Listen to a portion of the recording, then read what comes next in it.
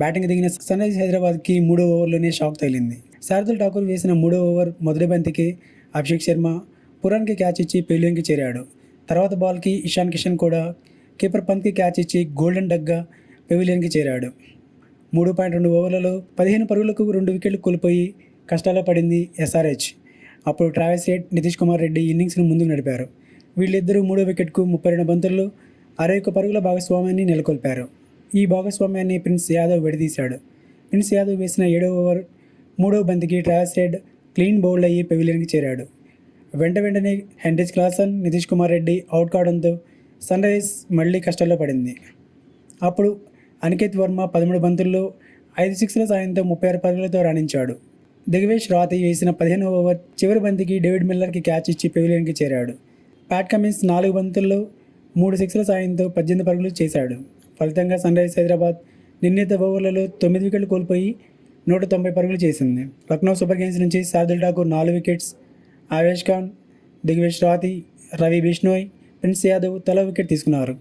భారీ అంచనాలతో బరిలోకి దిగిన సన్ రైజర్స్ బ్యాటింగ్ను లక్నో బౌలర్స్ కట్టడి చేశారు. హై స్కోరింగ్ అండ్ బ్యాటింగ్ పిచ్పై 190 పరుగులకు కట్టడి చేశారు. మొదటి మ్యాచ్లో 100తో అదరగొట్టిన ఇషాన్ కిషన్ను గోల్డెన్ డగ్గా అవుట్ కావడం, అభిషేక్ శర్మ 6 పరుగులకే పెవిలియన్కి చేయడం సన్ రైజర్స్ను కష్టాలకు నెట్టింది.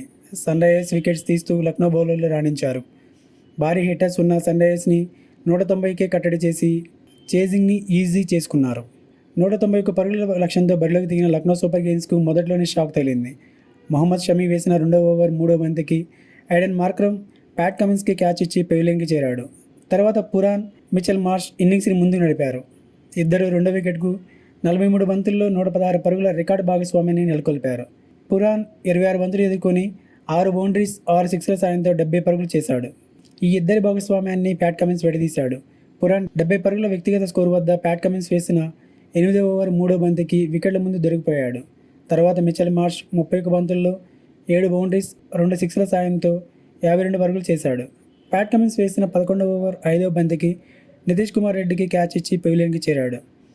ఆడమ్ జంపా వేసిన 13వ ఓవర్ చివరి బంతికి ఆయేష్ బదోని ఇచ్చిన క్యాచ్ని హర్షల్ పటేల్ సూపర్ మ్యాన్ డైవ్తో అందుకొని పెవిలియన్కి చేర్చాడు.